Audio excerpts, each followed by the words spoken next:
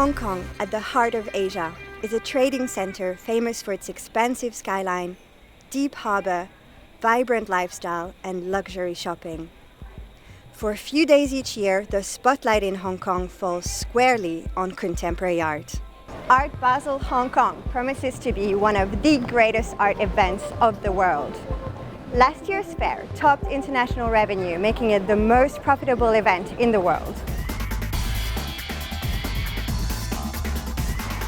I am here to meet the leading figures of the art world, museum curators, dealers, collectors, and most of all, the artists. I think any photography, especially in the street, have impact on people. The best way to measure it is to see, in different contexts where it have been done. But for me, it's always start from art, and then from wherever it is, it touch people depending on their own story, and that's always the beginning of a longer journey, which is my journey as an artist, but the journey of the people interacting with the work. What is it for you to work, from the street to the institution and now to a scale which might be in someone's home? How do you think about your work on all those different platforms? I think work of art should be visible anywhere, and one helps the other. That's why I've always combined the walk in the street and walk in museum and walks in gallery. They've always helped each other. And I'm having a larger show here in Hong Kong that's open to the public, where people can interact and take their photo and print it. And there's more than 30 works presented there and films. So it's a way also to bring people inside the walk and let people see the difference depending of the country, how the people reacted to the work. Now, this is what I love about Art Basel Hong Kong. You turn around and you see works being created right here on the spot. We're here today watching Nezaket Ekichi making artworks literally in front of us. Will this work soon be in a museum? Possibly. At least it's being made here in front of us at the fair.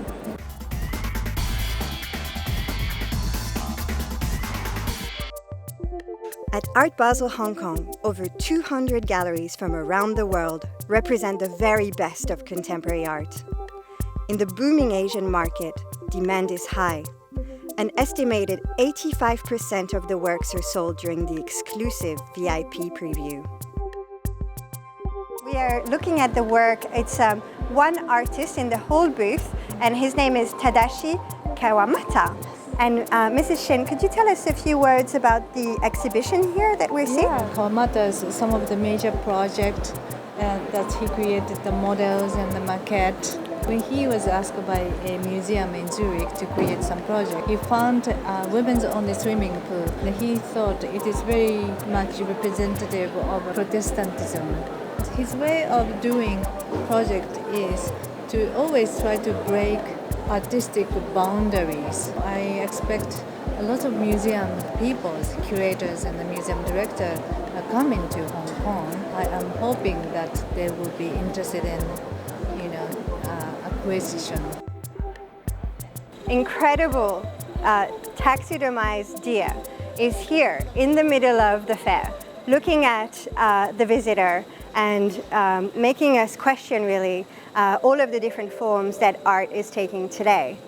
Quite surprisingly, you wouldn't imagine that a deer with full of antlers and a beautiful tree that emanates from it is actually one of the most surprising contemporary artworks we'll probably see today. Here's a great work by Xu Longsen.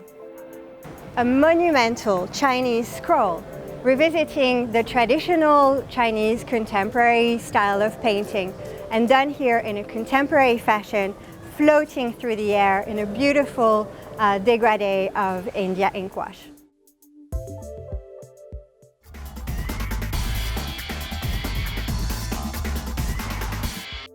Art Basel Hong Kong is a cultural wonderland for collectors who fly in from all over the world.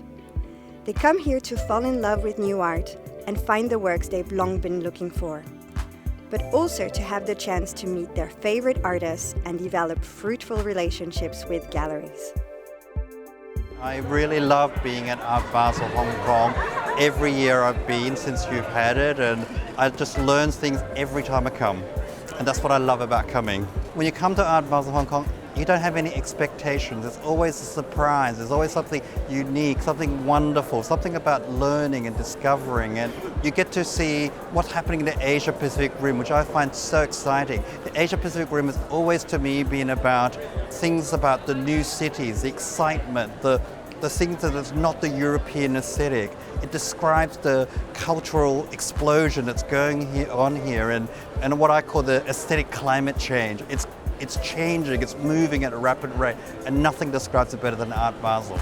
I can see something that I haven't seen before, and the more I look at it, the more I think. The more I think, the more I want to broaden my cultural horizons, and that's what excites me, and that's what I want to collect. I want to collect things that broaden my horizon rather than to confirm what I know.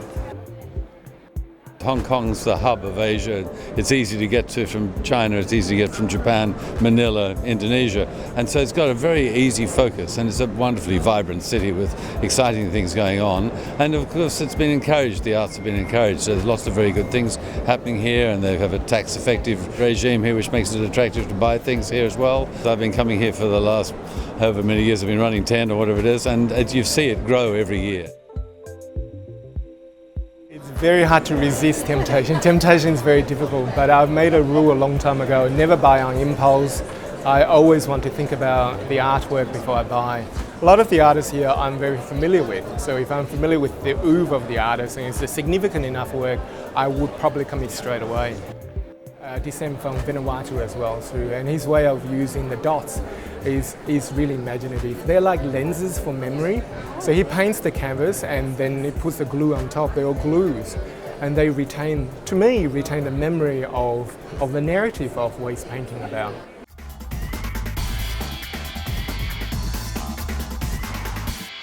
At Art Basel Hong Kong, the galleries are the tastemakers. Walking into some of these booths is like a mini museum show.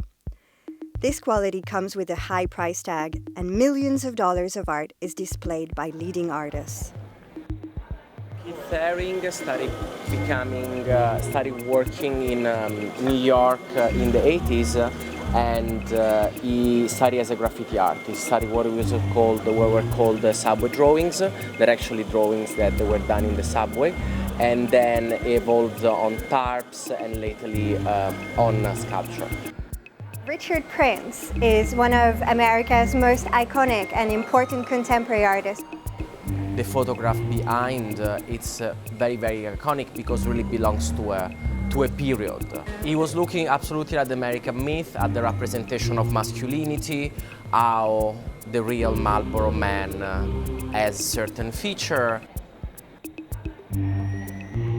So we are in front of Anish Kapoor's, one of Anish Kapoor's concave mirrors, which are really iconic for the artist.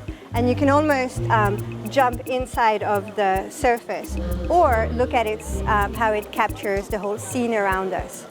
All these works that play a lot on the idea of the perception, how you perceive the work and how the works get reflected, and also the idea of sound. Actually, if you go closer, you have a kind of an echo.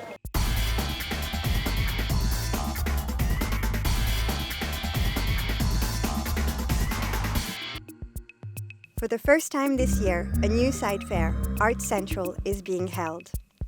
It was established by the same people who pioneered the original Art Hong Kong in 2008, which was then sold to the Art Basel conglomerate in 2012. The success of Art Central, alongside Art Basel Hong Kong, just shows how big contemporary art has become in Hong Kong. I think exceeded our greatest expectations. We've got 77 galleries here, many from Asia, more than half, 65%. So, we've got a very good cross-section of Asian and Western art. Some of it being seen for the first time, so that's really exciting. There's no question that Art Central would not exist without Art Basel, and it is a satellite fair which exists really because of the strength of Art Basel and the fact that an awful lot of galleries can't get into Art Basel.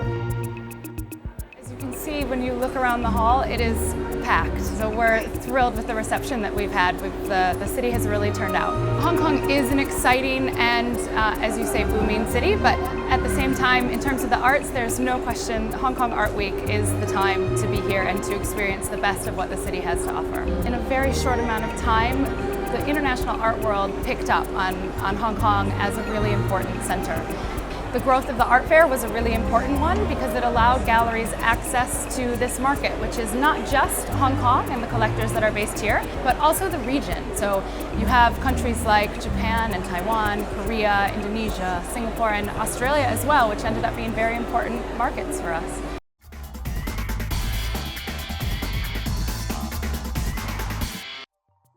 During Art Week, amazing installations transform the city day and night. One of my absolute highlights has been the monumental light projection by Chinese artist Cao Fei, turning Hong Kong's tallest building into a giant Atari. Is it the first time that you work on such a monumental scale? Yeah, it's my first time to work on this big scale and part of the city. I mean, the movement is belong the city. It's like habit of the city. And also Hong Kong have a very strong game culture. The people love game. So I think it's a good choice to use the game symbol for the city.